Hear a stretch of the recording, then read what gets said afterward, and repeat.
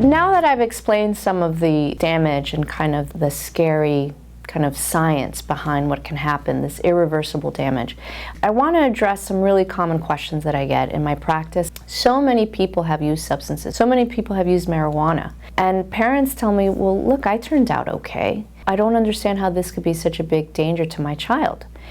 And so what I like to say to parents in those situations is, well, yeah, you turned out okay if you're trying to compare yourself to someone who's lost the battle with addiction to the point that they're living on the streets, they've damaged all their relationships, they've lost their life to substances.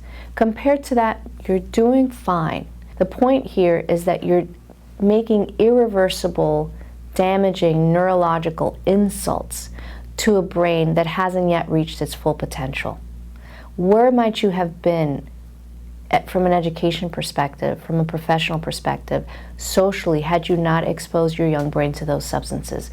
And where might your child go? Are you willing to gamble in their future, making them reach for something lower than they might have reached, had you given them a healthy start? So think about the culture that you want to establish in your home. Is this a healthy living home, or is this a home where hurting your body is okay?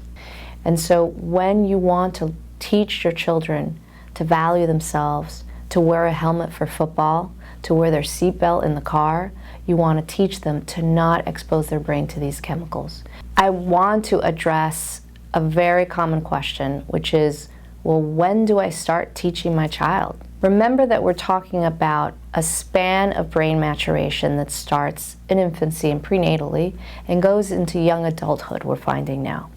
And remember that the best treatment for addiction is prevention. Again, no one can become an addict without having tried drugs first. Once that change and that rewiring has happened, it's irreversible. And so the best time is when you feel that your child is mature enough and your relationship is such that you can start addressing those topics with your child in an age-appropriate way. Once they're in high school, the pressures are greater, where they're going to be listening to their peers a lot more than they listen to their family. The earlier you sit them down, the better off they're going to be. If you can preserve their brain till they're as old as possible in adolescence and young adulthood, you've given them an advantage. Talk to them when they're young. Talk to them at home and talk to them early.